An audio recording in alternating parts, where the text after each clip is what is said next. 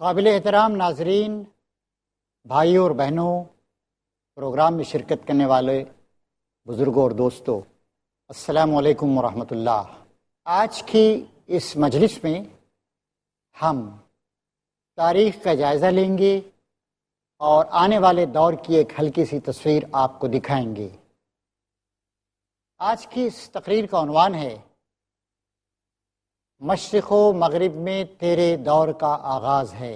آج دنیا بھر کے مسلمان جو 150 کروڑ کی تعداد میں ہیں اور دنیا کی آبادی کا 1/4 ہیں، دنیا کے تقریباً 58 آزاد ممالک پر جن کی حکومتیں ہیں اور جو دنیا کے گوشے گوشے میں پائے جاتے ہیں، وہ کبھی کبھی حالات کی سختیوں کی وجہ سے مایوسی کا شکار ہونے لگتے ہیں۔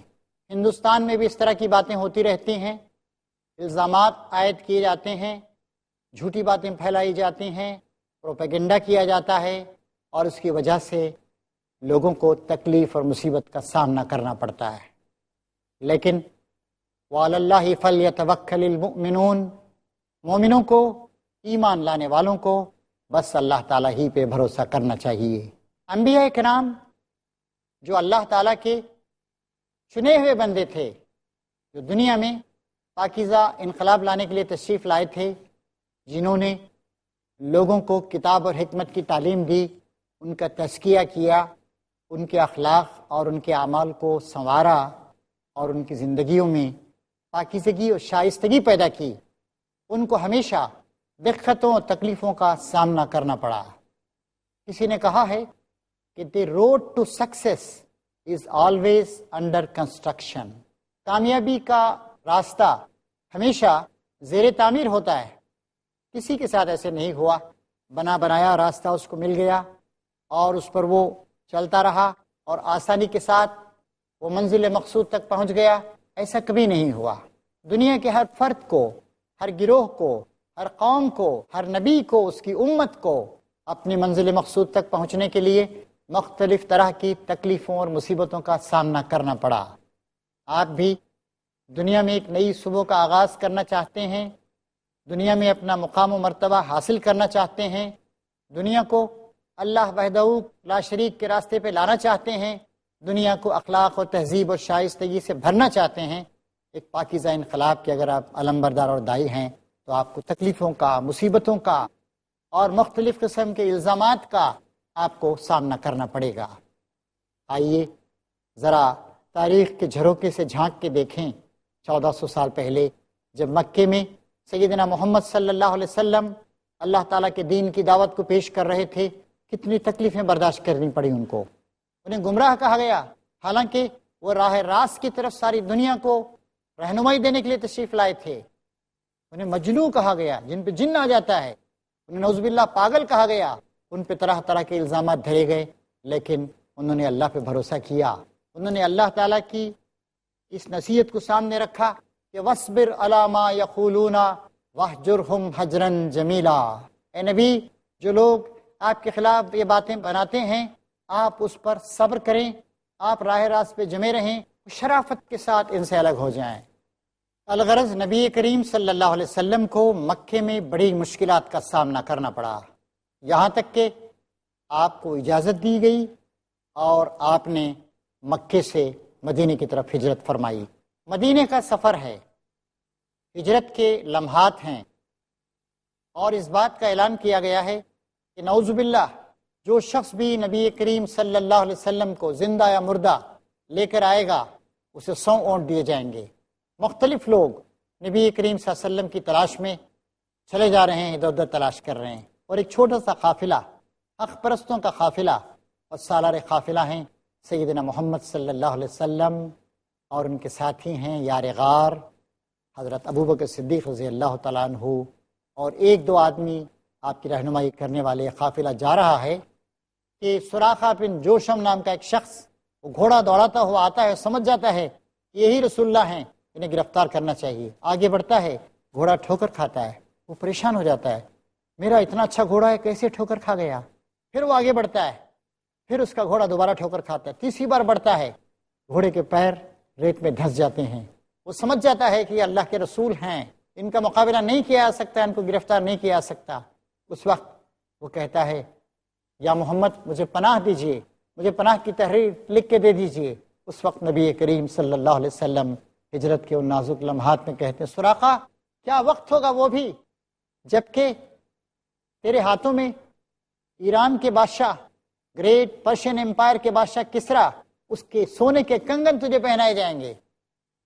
اور زمانہ آگے بڑھتا ہے، جنگ احزاب کا مرحلہ ہے، عرب کے تمام قبائل نے مل کر مدینے کا محاصرہ کر رکھا ہے، خندق کھود کر نبی کریم صلی اللہ علیہ وسلم مدینے کی حفاظت فرما رہے ہیں، کئی دنوں کے فاقے ہیں، زمینوں کو کھودنے کے لیے، خندق کھودنے کے لیے ان کے پاس آلات تک نہیں ہیں، یہودیوں سے قرض لیے گئے ہیں، کئی گز خندق کھودنی، شدید جاڑے کا موسم ہے، کھانے کے لیے کھانا پانی میسر نہیں ہے، اس وقت ایک سخت چٹان آتی ہے، لوگ اس چٹان کو توڑنے کی کوشش کرتے ہیں، چٹان ٹوٹتی نہیں ہے، نبی کریم صلی اللہ علیہ وسلم کدال منگواتے ہیں اور 2-3 ضربیں اس پہ لگاتے ہیں، جب ضربیں لگتی ہیں تو چنگاریاں اٹھتی ہیں، وہ کہتے ہیں کہ مجھے کسرا کے محل کے کنگورے نظر آ رہے ہیں۔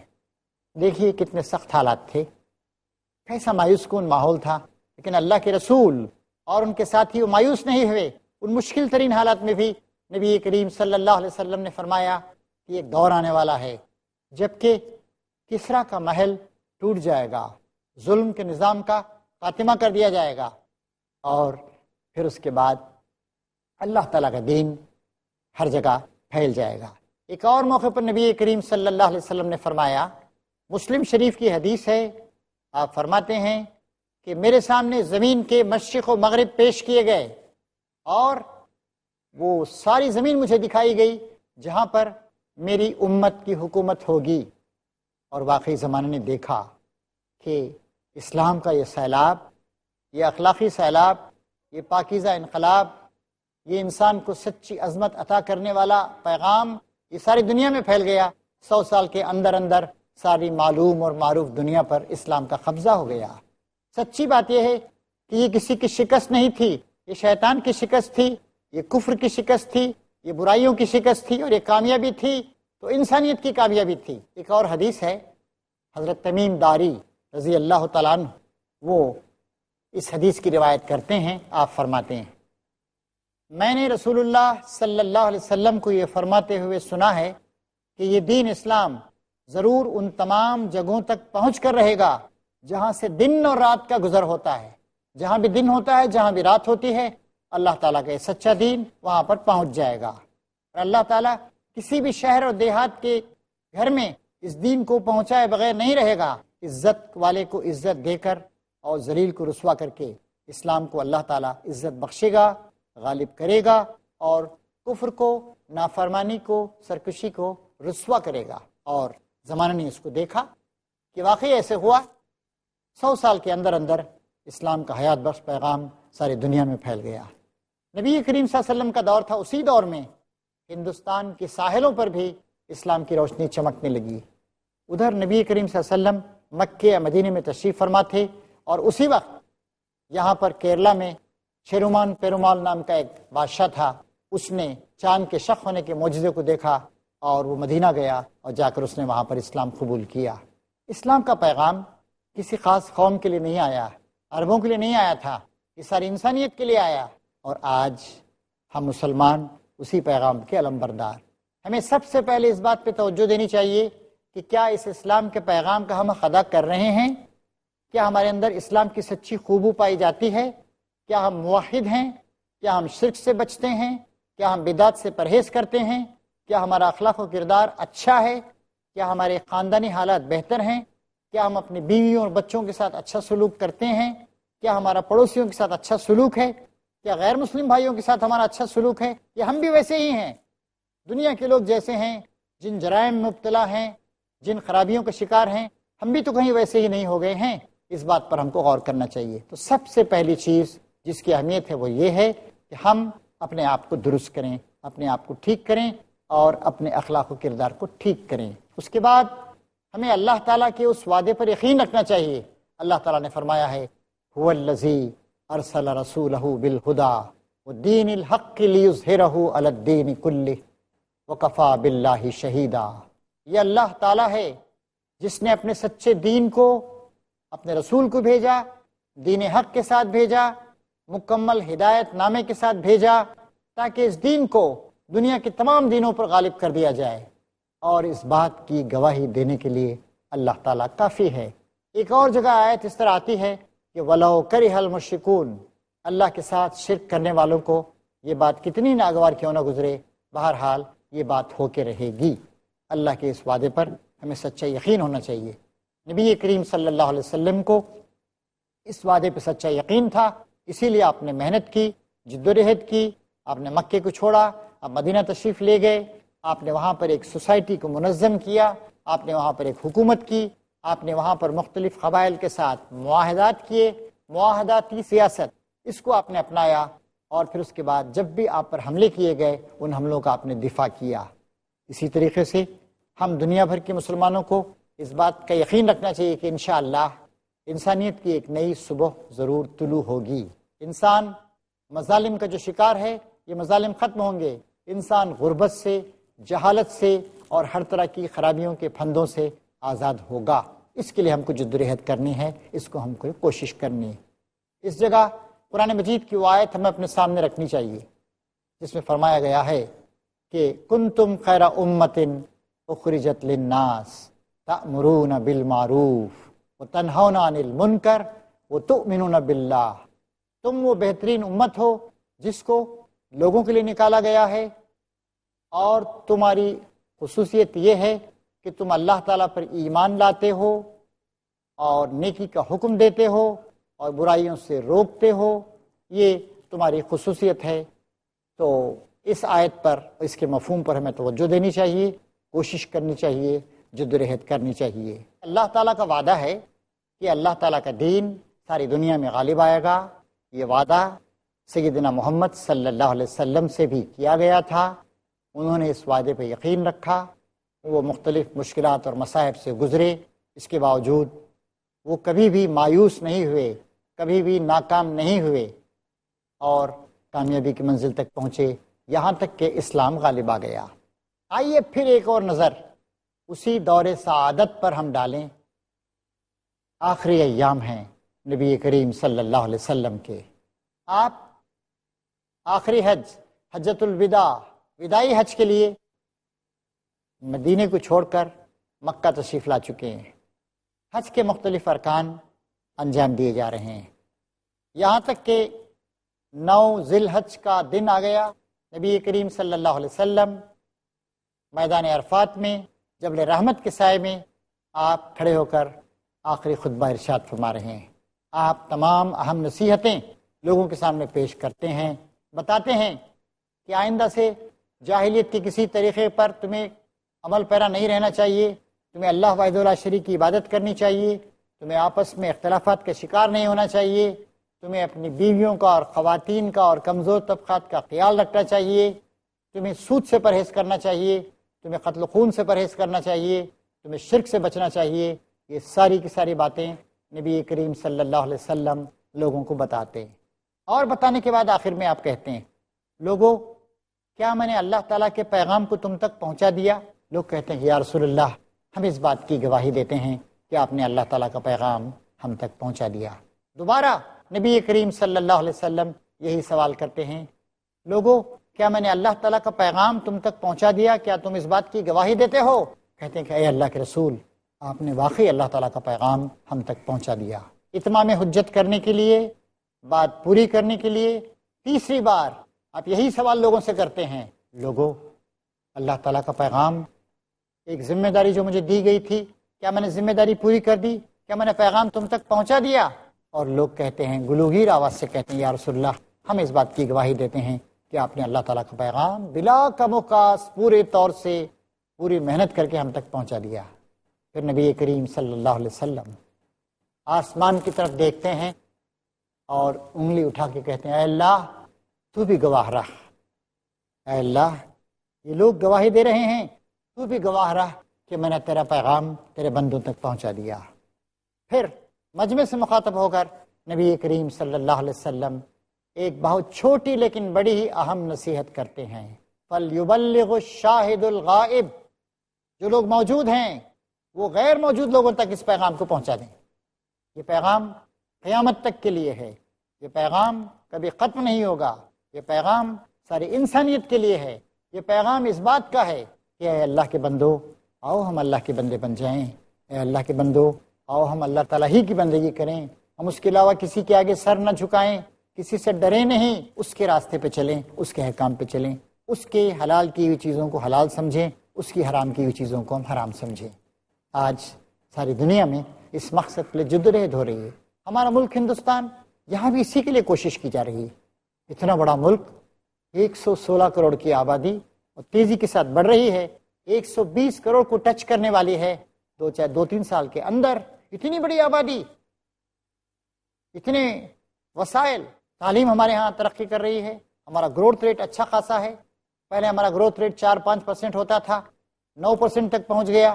اس سال اکنامک ڈیفیکلٹیز کے باوجود 7 to 7.5 رہنے کی امید ہے۔ ہمارے ہاں 300 یونیورسٹیاں ہیں، ہمارے ہاں پروفیشنل کالجز تقریباً 2-2.5 ہزار کی تعداد میں ہیں، صرف انجینئرنگ کالجز ہندوستان میں 1,500 کی تعداد میں ہیں۔ ہمارے ہاں لٹریسی تقریباً 70% کو ٹچ کر رہی ہے۔ اتنا بڑا ملک، اس ملک میں ٹھیک ہے کچھ ایسے لوگ ہیں جو تنگ نظری کا شکار ہیں، جو اسلام کو سمجھتے نہیں، جو مسلمانوں کے ساتھ دشمنی کرتے ہیں۔ کوئی بات نہیں، ان کا جو فرض ہے وہ اہل سیاست جانے، میرا پیغام محبت ہے جہاں تک پہنچے۔ ہم کو سب کا خیر خواہ رہنا ہے، ہم کو برائی کا بدلہ بھلائی سے دینا ہے۔ اللہ تعالیٰ کہتا ہے وَلَا تَسْتَوِي الْحَسَنَةُ وَلَا السَّيِّئَةُ ادْفَعْ بِالَّتِي هِيَ أَحْسَنُ فَإِذَا الَّذِي بَيْنَكَ وَبَيْنَهُ عَدَاوَةٌ كَأَنَّهُ وَلِيٌّ حَمِيمٌ۔ بھلائی اور برائی دونوں برابر نہیں ہو سکتے ہیں۔ تم برائی کا بدلہ ایسی بھلائی کے ذریعے سے دو جو بہت اعلیٰ پیمانے کی ہو۔ اس کا نتیجہ یہ ہے کہ جو تمہارا پکا دشمن ہے وہ تمہارا گہرا دوست بن جائے گا۔ یہ طریقہ ہم کو اختیار کرنا ہے۔ اس کے لیے صبر کی ضرورت، اس کے لیے عجلت، جلد بازی نہیں کرنی چاہیے، صبر کے ساتھ کام کرنا ہے۔ اس کے لیے برائی کے بدلے میں بھلائی کرنے کا حوصلہ پیدا کرنا ہے۔ اس کے لیے گالیاں سن کر مسکرانے کی ہمت پیدا کرنی ہے۔ اس کے لیے جو ہمارا برا چاہتے ہیں ان کا بھلا چاہنے کی ضرورت۔ آج مسلمانوں کو ہندوستان میں یہی رویہ اختیار کرنا چاہیے، ساری دنیا میں بھی رویہ اختیار کرنا چاہیے۔ آج دنیا بھر میں ہم دیکھتے ہیں، مغربی ممالک میں دیکھتے ہیں کہ وہاں پر لوگ اسلام کے بارے میں پڑھ رہے ہیں، جان رہے ہیں، سوچ رہے ہیں۔ آج بہت سارے ہزاروں ویب سائٹس ہیں، آج بہت سا لٹریچر ہے، اس سے لوگ فائدہ اٹھا رہے ہیں۔ اسلام کیا ہے؟ اسلام ایک برننگ ٹاپک، ایک بہت بڑا سوالیہ نشان بن گیا ہے، دنیا کا کوئی ملک ہو۔ اور اسی لیے جو لوگ اسلام کو نہیں سمجھتے ہیں وہ اسلام کے بارے میں غلط فہمیاں پھیلانے کی کوشش کر رہے ہیں۔ یہ چیز ہوتی رہے گی۔ غالب نے کہا تھا ہوتا آیا ہے کہ اچھوں کو برا کہتے ہیں۔ اچھوں کو برا کہنا یہ پرانا طریقہ ہے، اس سلسلے میں مایوس ہونے کی ضرورت نہیں۔ ہمیں کام کرنا ہے، مسلسل کام کرنا ہے۔ مغربی ملکوں میں ہم دیکھتے ہیں، دنیا کے اکثر ملکوں میں ہم دیکھتے ہیں، ابھی دیکھیے مثلا اکنامک کرائسس دنیا میں بڑھتا چلا جا رہا ہے، اور دنیا اس بات کو سمجھ گئی ہے کہ سود کی وجہ سے، بیاج کی وجہ سے سب کچھ ہو رہا ہے۔ اسلام نے سود کو حرام قرار دیا۔ اسلام نے کہا کہ جو شخص سود کھاتا ہے اس کی حالت ویسی ہے جس کو شیطان نے چھو کر پاگل کر دیا ہو۔ اللہ تعالیٰ کہتا ہے کہ اللہ تعالیٰ تجارت کو فروغ دیتا ہے اور سود کو کچل دیتا ہے، اس کا مٹھ مار دیتا ہے۔ سود کی وجہ سے کیا ہوتا ہے؟ دولت کچھ ہاتھوں میں جا کر جمع ہو جاتی ہے، کنسنٹریشن آف ویلتھ ہو جاتا ہے، ڈسٹریبیوشن آف ویلتھ نہیں ہوتا ہے۔ آج امریکہ کے بڑے بڑے بینک، لیہمین جیسے بینک، بڑے بڑے بینک جو 40 سال 70 سال 100 سال سے بزنس کر رہے تھے وہ سب کے سب دیوالیہ ہو رہے ہیں۔ ان کی غلط پالیسیاں انہیں ڈبو رہی ہیں۔ آج دنیا اس پہ توجہ دے رہی ہے کہ ہمیں ایک ایسا اکنامک سسٹم چاہیے جو ایکسپلائٹیشن سے پاک ہو۔ ہمیں ایک ایسا اکنامک سسٹم چاہیے جس میں بیاج نہیں ہو، چنانچہ جس میں صرف پروفٹ موٹیو نہیں ہو، پیپل ہو بلکہ پروفٹ نہیں ہو، پہلے پیپل اور بعد میں پروفٹ۔ ابھی ویسٹرن کنٹریز میں، نیو یارک وغیرہ میں بہت سے لوگوں نے ڈیمانسٹریشنز کی اور کہا کہ پیپل ناٹ پروفٹ، عوام کو اہمیت دینی چاہیے، انسان کو، نہ کہ پروفٹ کو اہمیت دینی چاہیے۔ تو اس طریقے سے اسلام ہمارے سامنے یہ نظریہ پیش کرتا ہے کہ سود غلط ہے، ایکسپلائٹیشن غلط ہے، مزدوروں کو، غریبوں کو ان کا حق ملنا چاہیے۔ اس طریقے سے بھی لوگ اسلام کی طرف آ رہے ہیں۔ عورت ایک تفریح کی چیز ہو گئی ہے، ایک سیکسول ٹوائے ہو گئی. ایک طرف تو کہا جاتا ہے کہ عورت مرد کے برابر ہے، لیکن اس کو درجہ نہیں دیا جاتا ہے. عورت کو بازاروں کی زینت، کلبس کی زینت، ڈانس کرنے والی، دیکھیے اخبارات میں کیسی ننگی تصویریں آ رہی ہیں عورتوں کی، کتنی شرم کی بات. اس کے مقابلے میں اسلام ہمیں یہ بتاتا ہے کہ عورت کی عزت کی جائے. اسلام یہ بتاتا ہے کہ کسی عورت پہ نگاہ پڑ جائے تو فوراً نگاہ کو جھکا لو. حضور نے فرمایا ایک بار، اے علی، غلطی سے تیری کی ایک نگاہ کسی عورت پر، غیر عورت پر پڑ گئی، اجنبی پر، تو ایک نگاہ جو غلطی سے پڑ گئی اس کو تو اللہ تعالیٰ معاف کر دے گا، لیکن خبردار دوسری نگاہ اس کو نہ ڈالنا. عورتوں کی عزت ہونی چاہیے، عورتوں کو سماج میں مقام و مرتبہ ملنا چاہیے. اور مغرب میں بات ہو رہی، مغرب میں اگر ایک مرد اسلام قبول کرتا ہے تو اس کے مقابلے میں 3 عورتیں اسلام قبول کرتی ہیں، 4 عورتیں اسلام قبول کرتی ہیں. کیا وجہ ہے اس کی؟ اس کی وجہ یہ ہے کہ they find that there is greater respect and greater protection for women under Islamic system. اسلامی نظام میں ان کے لیے زیادہ حفاظت ہے اور زیادہ عزت ہے، اس لیے اسلام کی طرف وہ آ رہی ہیں. تو دنیا کے مختلف واقعات، دنیا کا سود سے بیزار ہونا اور ایک منصفانہ اسلامی معاشی نظام کی طرف آنا، خواتین کا اسلام کے دامن میں پناہ گزین ہونا، لوگوں کا شرک سے باز آنا، لوگوں کا میننگ آف لائف کی تلاش میں جو لوگ ہیں ان کا اسلام میں اور قرآن میں میننگ آف لائف کو ڈسکور کرنا کہ ہاں اسلام ہمارے سامنے زندگی کی صحیح تشریح کرتا ہے، کریکٹ ویو آف لائف ہمارے سامنے پیش کرتا ہے، زندگی کا ایک مقصد دیتا ہے، ایک آبجیکٹو دیتا ہے، زندگی کو ایک مقدس امانت اللہ تعالیٰ کی قرار دیتا ہے. لہٰذا اسلام ہمارے مسائل کا حل ہے. تو بھائیوں اور بہنوں، مایوس ہونے کی ضرورت نہیں ہے، اللہ تبارک و تعالیٰ پہ بھروسہ رکھنا چاہیے. اور علامہ اقبال نے کہا تھا، مشرق و مغرب میں تیرے دور کا آغاز ہے، اٹھ کے اب بزم جہاں کا اور ہی انداز ہے، مشرق و مغرب میں تیرے دور کا آغاز. ضرورت ہے کہ اٹھیں، کوشش کریں، جدوجہد کریں، کمر باندھیں، اپنے اخلاق و کردار کو درست کریں، انسانوں کی سچی خیر خواہی کا حق ادا کریں، انسانوں کی خدمت کریں اور ساری انسانیت کو اللہ تعالیٰ کی طرف، ان کے مالک کی طرف بلائیں. اللہ تعالیٰ سے دعا ہے کہ وہ اس سلسلے میں اور زیادہ کوششیں کرنے کی ہم کو توفیق عطا فرمائے، ہمارے دلوں کو ایمان سے، اپنی محبت سے، انسانوں کی محبت سے بھر دے اور ہمیں کامیابی سے نوازے. وآخر دعوانا ان الحمد للہ رب العالمین.